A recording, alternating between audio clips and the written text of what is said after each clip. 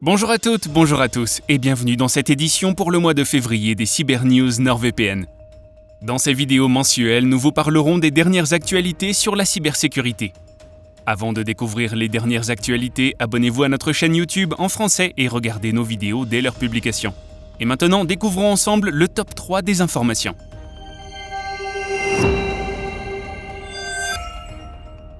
Un nouveau malware cible les organisations ukrainiennes. Parallèlement à l'invasion militaire en cours contre l'Ukraine, la Russie intensifie ses cyberattaques. Le jeudi 24 février, la société de cybersécurité i7 a déclaré avoir découvert un nouveau logiciel malveillant Wiper ou nettoyeur ciblant les organisations ukrainiennes. Ce type de logiciel vise à effacer les données des systèmes qu'il cible. Ce virus est particulièrement dangereux car il résiste au redémarrage de l'ordinateur. Un jour plus tôt, les sites web de plusieurs ministères et banques ukrainiens ont été mis hors ligne par une attaque par déni de services distribués, DDoS, qui consiste pour les pirates à submerger un site web de demande jusqu'à ce qu'il s'effondre. Cette attaque survient après qu'une autre attaque la semaine dernière ait mis hors service 4 sites web du gouvernement ukrainien, que des responsables américains et britanniques ont attribués au JRU, l'agence de renseignement militaire russe. Pour sa part, la Russie affirme qu'elle n'a jamais mené et ne mène pas d'opérations malveillantes dans le cyberespace. Les chercheurs de Symantec ont précisé que le malware Wiper détecté en Ukraine a également touché des entrepreneurs du gouvernement ukrainien en Lettonie et en Lituanie, ce qui laisse entrevoir un possible débordement des tactiques de cyberguerre de la Russie dans d'autres pays. Plusieurs pays de l'Union européenne, dont la Lituanie, la Croatie et la Pologne, offrent leur soutien à l'Ukraine en lançant une équipe de réaction rapide aux cyberattaques.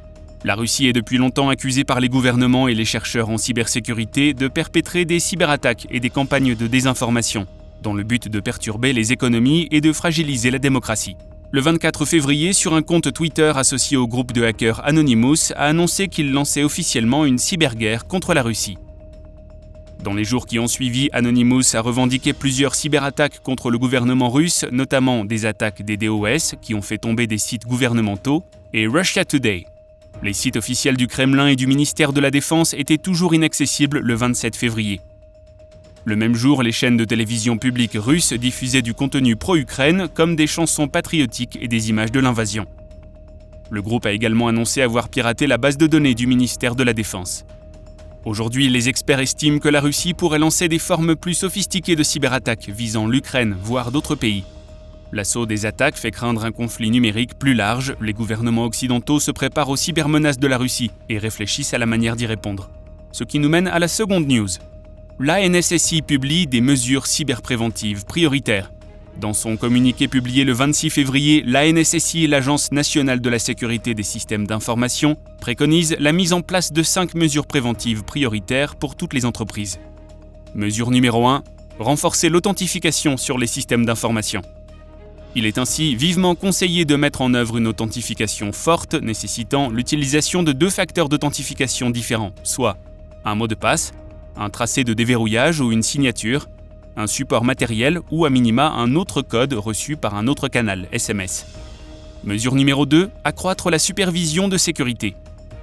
Un système de supervision des événements journalisés doit être mis en place. Il permettra de détecter une éventuelle compromission et de réagir le plus tôt possible. Le renforcement de la vigilance des équipes de supervision est indispensable en investiguant les anomalies susceptibles d'être ignorées en temps normal. Mesure numéro 3. Sauvegarder hors ligne les données et les applications critiques. Des sauvegardes régulières de l'ensemble des données, y compris celles présentes sur les serveurs de fichiers, d'infrastructures et d'applications métiers critiques, doivent être réalisées. Mesure numéro 4. Établir une liste priorisée des services numériques critiques de l'entité. Avoir une vision claire de ces systèmes d'information et de leur criticité est essentiel pour prioriser les actions de sécurisation, ainsi que pour réagir efficacement en cas d'incident. Mesure numéro 5, s'assurer de l'existence d'un dispositif de gestion de crise adapté à une cyberattaque. Une cyberattaque peut avoir un effet déstabilisateur sur les organisations. L'attaque cause en général une interruption d'activité partielle, et dans les cas les plus graves, une interruption totale. Définir des points de contact d'urgence, y compris chez les prestataires de services numériques, et s'assurer d'avoir les numéros en version papier est particulièrement utile dans ces situations. Inauguration du Cybercampus à Paris.